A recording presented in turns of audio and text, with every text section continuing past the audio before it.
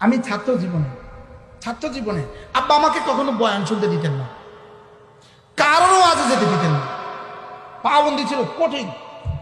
আমার আব্বা আমার ওস্তাদও আমার। আমি উর্দু কাজে থেকে মেশকাজে নাম আব্বার কাছে পড়ছি, কোনোদিনও ওয়াজ শুনতে দিত না। আব্বা কইতো ওয়াজ শুনবি না, ওয়াজ পরে করবি। কি কইতো? ওয়াজ শুনবি না, তুই ওয়াজ করবি। এই ছিল আব্বার থিওরি। কি দোয়া আল্লাহর কাছে করে গেছে কে জানে। গতকালকে আমি বয়ান করছি এই সময়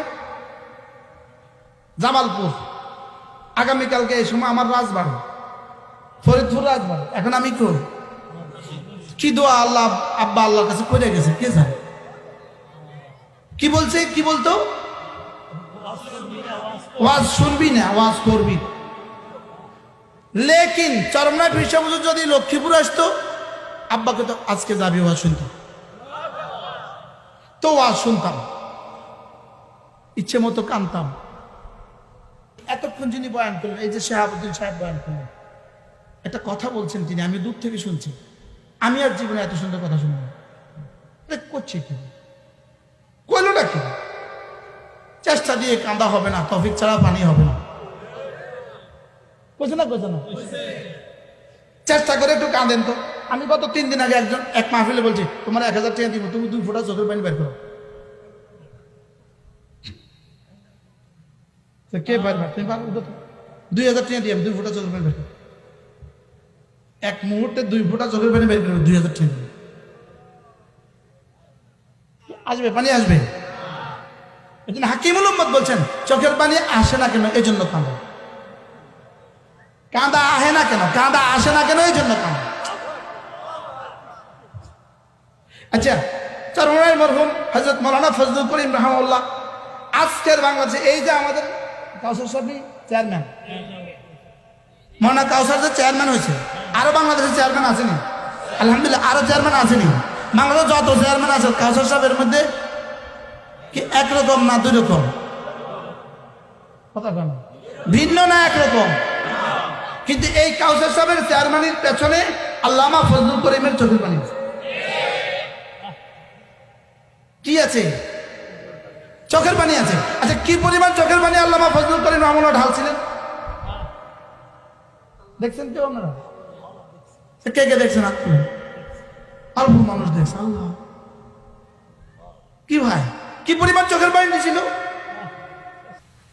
আব্বার সাথে রিক্সায় উঠছে ওয়াজ শেষে, রিক্সা উঠে আব্বার করতেছে, আব্বা কি পড়লে পীর হওয়া যায়? কি লেগে পীর হইতো? কি লেগে? আব্বা, পীরদের যে সম্মান।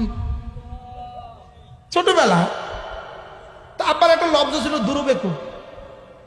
দুরুবেকুব কি পড়লে রে পীর হওয়া যায়? দুরুবেকুব। শোন, গুনাহ ছেড়ে দিলে পীর হওয়া যায়। কি বলছে বলেন? গুনাহ ছেড়ে দিলে কি হওয়া যায়? পরে দেখি যে ওরে কোরআন আর হাদিসে এটাই তো বলে, আলা ইন্না আউলিয়া আল্লাহ لا خوف عليهم ولا هم يحزنون الذين آمنوا وكانوا يتقون الذين آمنوا وكانوا يتقون কি হলে পীর হওয়া যায়? ঈমান ওয়ালা হলে আর তাকওয়া ওয়ালা হলে। সুবহানাল্লাহ। কি হলে আল্লাহ ওয়ালা হওয়া যায়? ঈমান ওয়ালা হলে আর তাকওয়া ওয়ালা হলে কি হওয়া যায়? আল্লাহ ওয়ালা হওয়া যায়। তাহলে আল্লাহ ওয়ালা হওয়ার জন্য কি লাগে না? সারা রাত তাহাজ্জুদ করতে হয় না, সারা বছর লাগায় রোজা রাখতে হয় না। আল্লাহ ওয়ালা হইতে হলে শুধু 2 কাজ করলে হয়, ঈমান তাকওয়া। বলেন, লেকিন ঈমান ও তাকওয়ার আগে তো ইলম আছে। কি আছে? কি আছে? ইলম আছে। কি আছে? এরপরে ঈমান, এরপরে কি? আমল, এরপরে কি? তাকওয়া। কয়টা বস্তু? কি কি? এই 4টা একসাথে পাওয়া যায় কোন ইনস্টিটিউশনে? এই 4টা একসাথে পাওয়া যায় কোন প্রতিষ্ঠানে? ইলম, ঈমান, আমল ও তাকওয়া 4টা একসাথে পাওয়া যায় যে প্রতিষ্ঠানে, এটার নাম কওমি মাদ্রাসা। এটার নাম কি বলেন? ভিন্ন ভিন্ন ভাবে 4 জায়গা আলাদা আলাদা কিছুটা কিছু আছে। আছে না নাই বলেন? খানকাত কিছু তাকওয়ার চর্চা আছে, আছে না নাই বলেন? সারা পৃথিবীর ইউনিভার্সিটিগুলোতে কিছু এলিমের চর্চা আছে, আছে না নাই বলেন?